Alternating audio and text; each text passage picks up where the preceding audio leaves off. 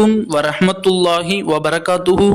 இன்றைக்கான பதிவில் நபி ஸல்லல்லாஹு அலைஹி வஸல்லம் அவர்கள் கற்றுக் கொடுத்த அதிக அற்புதங்கள் நிறைந்த ஒரு அற்புதமான திக்கரை பற்றி தான் நாம் பார்க்க போகிறோம். இன்னும் இந்த ஒரு திக்கர் எந்த அளவிற்கு ஒரு சக்தி மிகுந்த திக்கர் என்றால், நபி ஸல்லல்லாஹு அலைஹி வஸல்லம் அவர்களுடைய காலத்தில் ஒரு சஹாபி அவுஃபுல் அஸ்ஜஇ ரலியல்லாஹு அன்ஹு என்ற ஒரு சஹாபினுடைய மகன் சாலிம் என்பவர் தொலைந்து போய் விடுகிறார், காணா போயிடுறாரு.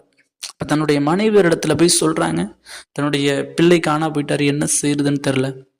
அவனுடைய மனைவி உடனே சொல்லிட்டாங்க, ரசூலுல்லாஹ்ட்ட போய் இந்த விஷயத்த சொல்லுங்க அப்படின்னு பதட்டத்தோட சொல்லும் பொழுது, ரசூலுல்லாஹ் இடத்துல போய் அந்த அவுஃபுல் அஸ்ஜஇ என்ற சஹாபி முறையிடுறாங்க, யார் ரசூலுல்லாஹ், தன்னுடைய பிள்ளை காணா போயிட்டாரு, தொலைஞ்சு போயிட்டாரு, நான் என்ன செய்யறதுன்னு தெரியல அப்படின்னு ரசூலுல்லாஹ்ட்ட போய் முறையிடும் பொழுது, நபி ஸல்லல்லாஹு அலைஹி வஸல்லம் அவங்க, இந்த ஒரு திக்ரை நீ ஓதுப்பா, நீயும் ஓது, உன்னுடைய மனைவியும் ஓத சொல்லு அப்படின்னு சொல்லிடுறாங்க.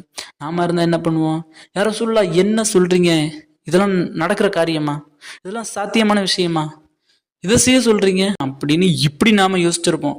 ஆனா அன்றைக்கு இருந்த அந்த சஹாபாக்கள் ரசூலுல்லாஹ் சொல்லிட்டாங்களா, சொன்னாங்கன்னு சொன்னா இது நடக்கும் அப்படிங்கிற அந்த ரசூலுல்லாஹின் மீது வைத்த நேசத்தினாலையும் இன்னும் அவர்களின் மீது உள்ள தவக்குள்னாலையும் இந்த விஷயத்தை கொண்டு போய் தன்னுடைய மனைவி இடத்துல சொல்றாங்க.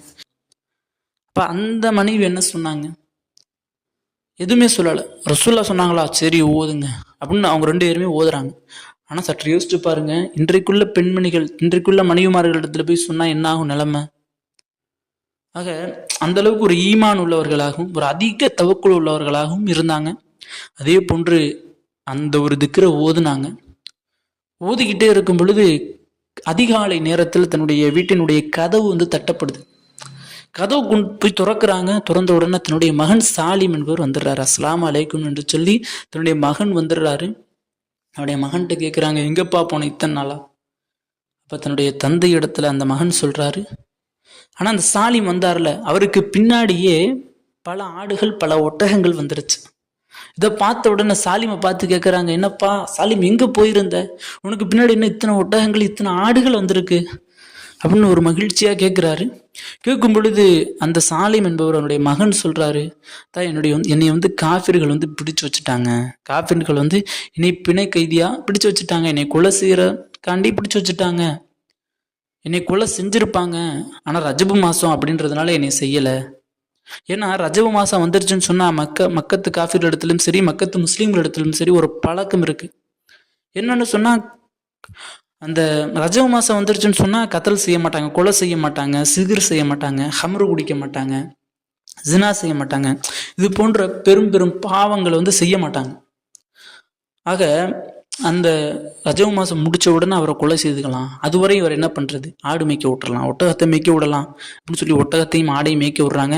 அந்த ரஜபு மாதம் முடியக்கூடிய கடைசி நாளில் அங்கே இருந்து அந்த கூட்டத்திலிருந்து அந்த கூடாரத்திலேருந்து அவர் தப்பிச்சு ஒடியாந்துடுறாரு. இவர் ஒடியாந்து வீட்டுக்கு வந்த உடனே அவருக்கு அதுக்கப்புறம் தான் தெரியுது, ஏன்னா இவர் தானே அந்த ஆடுகள் ஒட்டகங்கள் எல்லாம் மேய்ச்ச உடனே அந்த ஆடுகள் இவர் ஓடுறதை பார்த்துட்டு, இவர் வர்றதை பார்த்துட்டு அந்த ஆடுகளும் சரி ஒட்டகங்களும் சரி ஓடி வந்துடுது இவர் பின்னாடியே. இப்போ ரசூலுல்லாஹ்ட்ட போயிட்டு இந்த விஷயத்தை முறையிடுறாங்க, யார் ரசூலுல்லாஹ், என்னுடைய பிள்ளையை இப்படி பிடிச்சி வச்சுருந்தாங்க, ஆனால் என்னுடைய பிள்ளைக்கு பின்னாடி ஆடுகளும் ஒட்டகங்களும் வந்துருச்சு, இப்போ அந்த ஒட்டகங்களையும் ஆடுகளையும் என்ன பண்ணுறது, இது உனக்கானதுப்பா, உனக்கு சொந்தமானது, உனக்கு அல்லாஹ் கொடுத்த வெகுமதி, நீ லா ஹவுல வலா கூவாங்கிறது ஓதுனல்ல, அதற்கு அல்லாஹ் கொடுத்த ஒரு ஃபலாயில், ஒரு நியாமத், இதை வச்சுக்க, இது உனக்கானது அப்படின்னு சொல்லி ரசூலுல்லாஹி ஸல்லல்லாஹு அலைஹி வஸல்லம் அவங்க சொல்லிடுறாங்க, சொல்லி அனுப்பிவிட்றாங்க. ஆக கண்ணியமானவர்களே, இதிலிருந்து நாம் விளங்கிக் கொள்ள வேண்டிய விஷயம், நாம் கவலையாக இருந்தாலும் சரி, கஷ்டமாக இருந்தாலும் சரி, எவ்வளவு பெரிய பிரச்சனைகளில் நாம் மாட்டிக்கொண்டாலும் சரி, இந்த லா ஹவுல வலா குவா இந்த ஒரு திக்ரை நீங்க ஓதுவதின் காரணமாக நம்மளுடைய பிரச்சனைகள் எதுவாக இருந்தாலும், நம்மளுடைய கஷ்டங்கள் எதுவாக இருந்தாலும், நாம் எவ்வளவு கவலையில் இருந்தாலும் அல்லாஹு தாலா அதை நீக்கி நமக்கு ஒரு மகிழ்ச்சியான செய்தியையும் மகிழ்ச்சியான வாழ்க்கையும் ஏற்படுத்தி தருவான். இந்த ஒரு திக்ருக்கு இருக்கக்கூடிய மிக முக்கியமான 3 சிறப்புகள் என்னவென்றால், முதலில் இந்த ஒரு திக்ரில் 99 நோய்களுக்கான ஷிஃபா இருக்கின்றது. அது மட்டுமல்லாமல் இந்த ஒரு திக்ரில் இரண்டாவதாக இருக்கக்கூடிய சிறப்பு ஃபலாயில், பல நபிமார்களினுடைய வாழ்வை மாற்றிய ஒரு திக்ர்.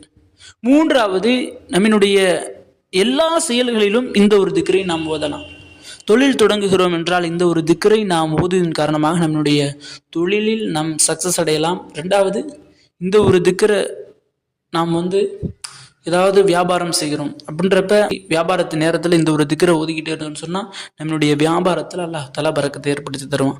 ஆக நாம் என்ன காரியங்கள் செய்தாலும் இந்த ஒரு திக்ரை ஓதுவதன் மூலமாக நம்மினுடைய காரியங்கள் வெற்றிகள் குவியும், வெற்றிகள் நிறைய கிடைக்கும். அப்படி சக்திகள் மிகுந்த ஒரு திக்ர். அது மட்டும் இல்லாமல் நாம் எந்த ஒரு சூழலில் இருந்தாலும், நம்மளுடைய பொருள் காணா போயிருச்சு, நம்மளுடைய குடும்பத்தில் ஏதாவது மிகப்பெரிய பிரச்சனை ஏற்பட்டுருச்சு, நம்ம ஏதாவது ஒரு குடும்ப கஷ்டத்தின் காரணமாக நாம் குடும்பத்திலிருந்து தள்ளி வைக்கப்பட்டு விட்டோம் அப்படின்னு நம் எவ்வளவு கவலைகளில் இருந்தாலும் இந்த ஒரு திக்ர் ஒரு ஆறுதலையும் அல்லாஹ்வினுடைய அன்பையும் தரக்கூடிய ஒரு திக்ராக இருக்கின்றது. அதுதான் லா ஹவுல வலா குவத்த இல்லா பில்லா என்ற இந்த ஒரு திக்ர். கண்ணியமானவர்களே, இந்த ஒரு பதிவு பிடித்திருந்தால் ஷேர் செய்யுங்க, லைக் செய்யுங்க, கமெண்ட் செய்யுங்க, மறக்காம துஆ செய்யுங்க. அஸ்ஸலாமு அலைக்கும் வரஹ்மத்துல்லாஹி வபரகாத்துஹு.